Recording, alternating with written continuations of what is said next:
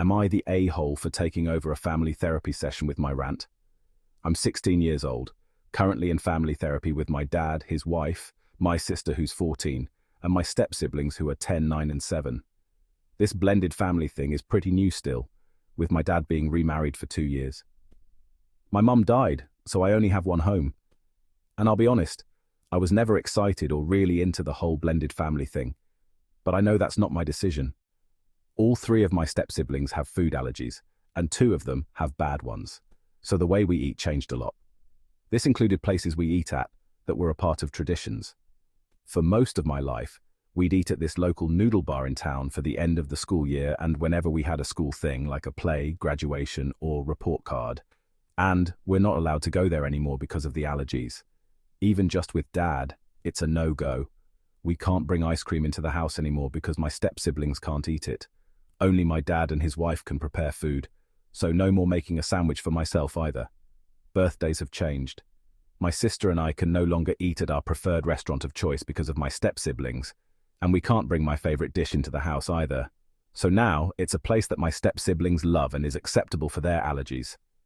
For 2 years, Dad has talked about how glad we are to make all these changes and how family is worth it. About 4 months ago, his wife noticed my sister and I weren't engaged with the family in the way she thought we'd be. We didn't want to talk to her. She also noticed my sister had cut me and her out of some photos of all of us and used just me and her for her room's art wall.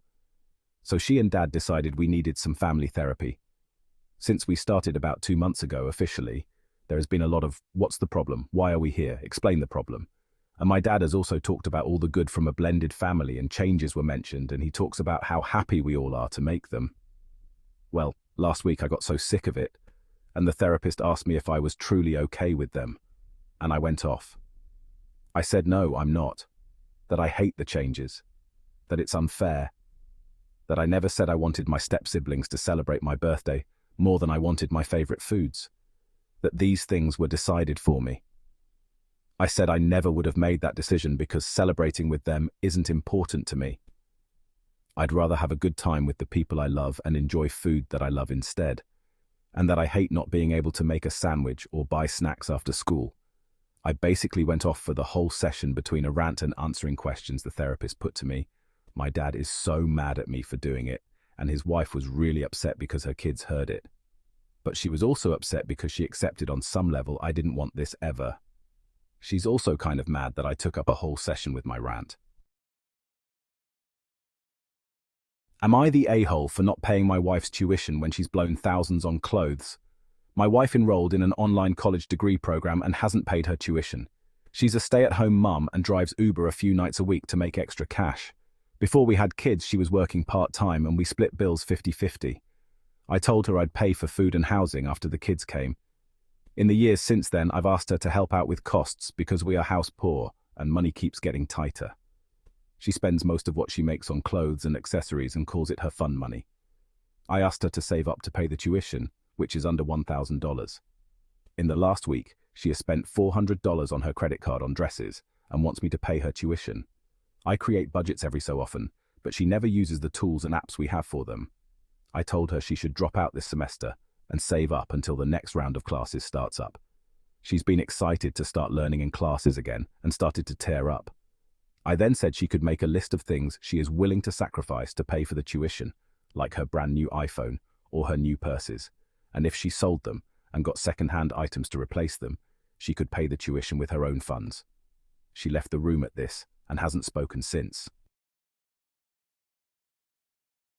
Am I the a-hole for telling people that I don't want to cut my hair, and it's my choice? It's Pink October in my country next month for breast cancer awareness, and for some reason, it seems like everyone is begging me to donate my hair to charity.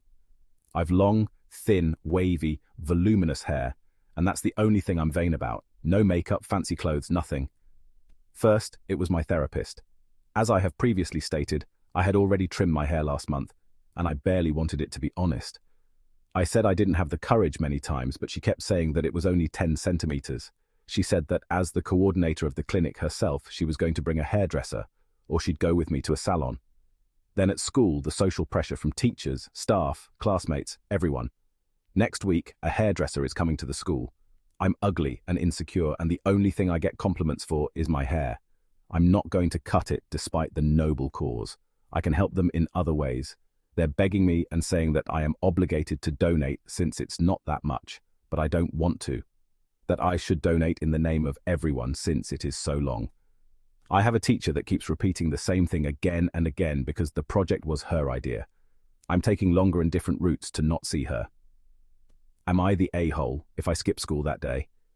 The poor kids don't have the chance to choose, you have.